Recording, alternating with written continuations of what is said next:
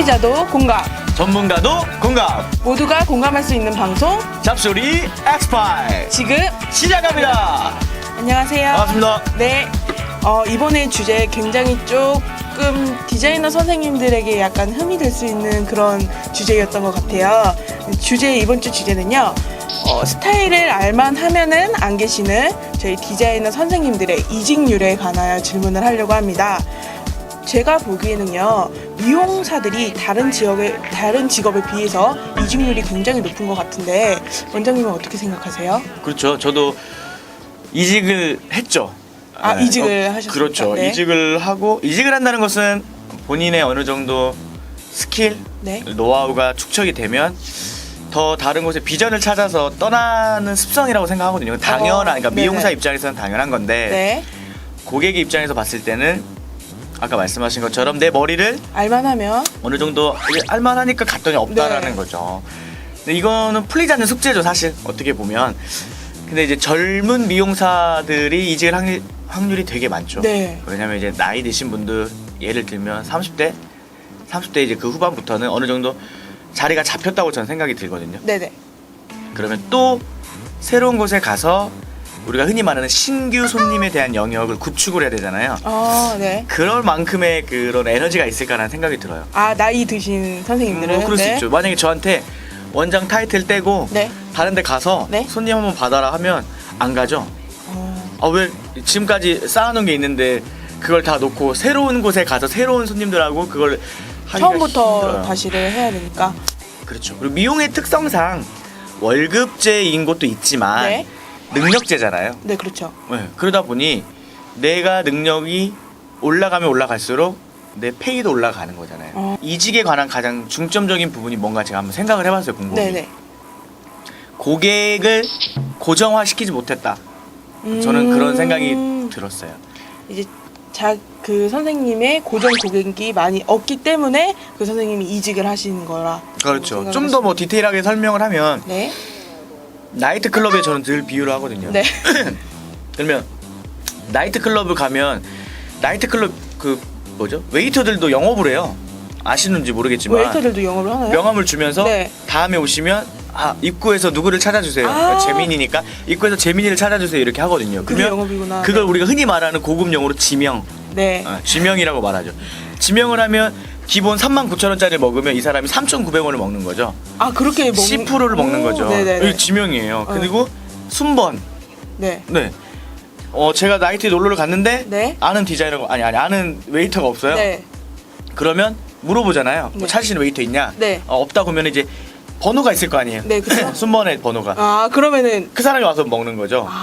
똑같은 것 같아요. 미용도 마찬가지. 그러니까 새로 온 손님은 우리에 대한 정보가 없다면 네. 매장에서 준비되어 있는 그 순서에 의해서 디자이너를 만나는 거죠. 이걸 복이더라고요. 제가 보기엔. 이게 복불복이야. 그쵸, 복불복인 거. 누구를 만나냐에 따라서 이게 딱딱딱딱 매치가 되거든요. 그러니까 어찌 보면 고객이 미용실에 와서 정보 없이 오면 모험일 수 있어요.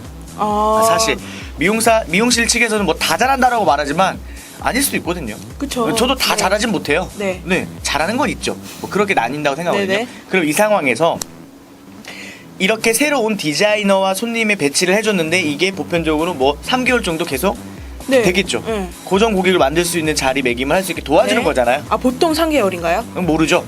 우리는 3개월이죠. 네. 해주는데 만약에 그때 디자이너가 이 새로운 손님들을 제방을 시켜서 그걸 못했다면 네. 구축이 안 되면 그 다음부터는 없잖아요. 그쵸, 손님이 없죠. 신규도 없고 네. 고정도 없으면 네. 월급밖에 못 받아가는 게 되잖아요. 그러면 이제 이 사람 무슨 생각이 들겠습니까? 내가 이만큼밖에 못 받나? 이런 생각을 할까요? 그쵸. 지가 잘못한 건 생각도 안 해요. 네. 지가 손님 까먹은 건 생각도 안 하면서 뭐야 이게 자기 불평만 하는 거죠. 그러니까 제가 느꼈을 때 뭐냐면 이직하는 디자이너는 이직만 해요. 제가 봤을 때 이직률이 높은 디자이너는 이직만 하네요. 그렇죠. 이력서를 보면 저는 그 다른 미용실에 되게 많이 다녔잖아요. 저는 그만 안 좋아해요. 전 그거 봐요. 한 곳에 오래 있었던 사람을 좋아하지 네. 여기저기를 돌아다니던 사람은 마찬가지지 않을까라는 생각이 들어요. 우리 매장에 왔을 때도 이 사람은 또 간만 보고 가지 않을까라는 생각이 드니까 그럼 우리가 이 사람한테 뭔가를 줄 수 없죠. 미용실을 많이 다녔다는 거에 대해서 되게 자신감 있게 쓰거든요. 네. 사실 좋은 건 아니에요. 그걸 좀 깨달았었으면 좋겠다는 생각이 듭니다. 그런 것도 있잖아요. 회사에 대기업의 면접을 볼 때 여러 군데 다닌 경력이 있었으면 왜 이렇게 빨리 그만두셨습니까? 라는 질문을 한대요. 그래서 그게 타당하지가 않으면은 그 회사에서는 저희랑은 안 맞는 것 같습니다 하고 이제 내보낸다 그러더라고요. 약간 미용실도 비슷한 것 같네요. 그쵸. 제가 지금 앞으로 미용 시장에서 디자이너를 쓸 때 해야 이렇게 공개 채용을 하려고 하는 이유가 그런 거예요. 그러니까 예를 들면 미용사가 이제 면접을 보러 왔는데 네. 이력서를 들고 왔어요. 근데 자기는 경력이 10년입니다. 네. 그리고 월급을 한 300만 원을 요구해요. 근데 제가 이 사람의 기술을 못 봤잖아요. 그쵸. 근데 이 사람은 당당히 그걸 제시를 하죠. 네. 그러면은 이제는 앞으로는 이력서가 중요한 게 아니고 자기가 머리를 다 잘라봐야죠. 그날 네, 머리도 잘라보고 손님 네. 드라이 하는 것도 보고 네. 상담 스킬도 보고 다 봐야 되는 거죠. 아, 그렇게 하신 다음에 채용을? 그럼요. 앞으로는 미용 시장의 채용이 다 그렇게 공개 채용을 해야 되는 거예요. 그렇게 하고 있는 곳이 있나요? 있죠. 많지 않을까라는 생각이 드는데요. 청담 쪽에? 그렇죠. 유명한 데는 다 그렇게 하겠죠. 왜냐면은 제가 생각했을 때 그래요. 같은 미용을 하지만 미용을 하는 사람들이 힘들잖아요, 사실. 네네. 그러니까 직원 이직률도 많지만 제가 생각해 보면 가는 데만 가요. 네, 제가 얼마 전에 그 인천의 부천이죠. 그 꾸아퍼스트라는 샵을 네네. 이제 대표님을 만나서 가봤는데 거기는 디자이너 한 명에 인턴이 2명씩 다 있대요. 오. 대박이지 않아요? 네. 요즘에 우와. 인턴이 금탭이라고 하던데. 네. 그러니까 지금도 줄을 서 있다라는 거예요. 근데 그렇지 못한 환경의 샵이 정말 많잖아요. 많죠. 많다고. 그렇게 생각하면 저도 마찬가지인데 저도 20대 때, 그러니까 20대 초반에 청담을 가보고 싶었어요. 아, 청담 쪽에 있는 미용실로? 네, 누구나 미용을 하는 사람이라면 한국 미용 시장의 메카면 청담이잖아요. 그렇죠, 청담이죠. 거기에 가서 미용 안 해보고 싶은 사람은 거의 없을 거라는 생각이 듭니다. 자기 발전을 도전하지 않는 사람 빼고는 뭔가 미용이라 함은 청담에서 가서 한 번쯤 일해봐야지라는 생각이 드는 사람이 분명히 있어요. 하지만 저는 신기하게 도전하지 못했죠. 면접을 한번 보러 갔죠. 아, 청담 쪽으로요? 네, 근데 주눅이 들었어요. 아, 거기에 네, 있는. 지금은 이렇게 도전적이고 자신감 넘친 풍만한 사람이 아니었거든요. 네, 그때는 되게 소심하고 옹졸하고 내가 과연 할 수 있을까? 이런 시기였던 것 같아요. 객지 생활하고 하다 보니까 힘들어서 청담은 안 되겠다는 생각이 들어서 네. 강남을 갔죠. 강남 갔는데 와 거기도 대박인 거예요. 거기 너무 의리하고 그때 당시 저의 쭉정이 같은 외모로는 거기에 들어가서 융합될 수 없어요. 면접은 보셨어요? 봤죠. 이력서에 전주 어디 헤어 클럽에서 이렇게 잠깐 일하고 대학교 이렇게 하니까 이렇게 보는 거죠. 근데 좋은 게 하나가 있었어요. 그때 당시에 복지가 좋았어요. 아. 월급을 많이 주고 네. 직원들 쉬는 게 많고 왜냐면 직원이 많으니 돌려가면서 할 수 있다라는 그런 게 있고요. 그쵸. 그렇지 않은 곳은 월급 많이 준다 한들 사람이 참 쉬지 못하면 힘들잖아요. 네. 그런 부분에 있어서 그러니까 좋은 곳에 가는 이유는 그런 복지를 받기 위해서가 아닌가라는 생각이 들어요.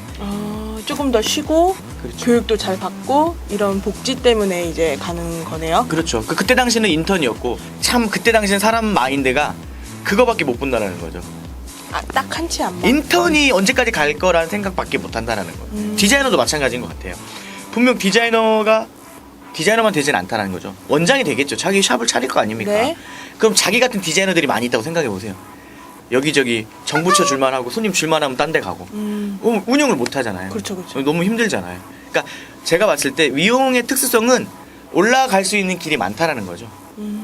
그러니까 지금 당장 이 곳만 봐서는 절대 안 된다는 말이 하고 싶고 네. 지금 현재 중요한 건 디자이너 여러분이 과연 이직을 하지 않는 것이 고객에게 대한 신뢰감이 너무 많이 일을 하다 보면 왜 이렇게 디자이너가 많이 바뀌어요? 라는 말을 되게 많이 듣거든요. 네, 맞아요. 근데 사실 저희가 이렇게 방송에서니까 얘기하지 오지랖 떨 필요는 없어요. 왜냐면 이직을 했으니까 그 손님이 우리한테 온 거 아닐까요? 나는 그렇게 생각해요. 아, 그렇죠. 그 선생님이 이직을 했으니까 네. 응. 나한테 와서 머리를 하는 거예요. 난 네. 땡큐 하지. 그렇잖아요. 그러면서 그분들이 이렇게 말하죠. 원장님은 그만둘 일은 없잖아요. 그런 말 많이 하거든요. 그죠? 내가 가게를 팔지 않는 이상 내가 그렇죠. 막 나가질 않을. 그래서 그 사람들은 이제 조금 더 돈을 지불하고 윗사람한테 원장님한테 받는 거네요. 하려고 하는 경우가 되게 많아요. 저도 그럴 것 같아요. 보통 제 담당 디자이너 선생님이 한 2번 정도 바뀌면 이제 무서워질 것 같아요. 그래서 차라리 돈을 더 내고 원장님께 받는 게 마음이 편하니까 그렇게 되는 거예요.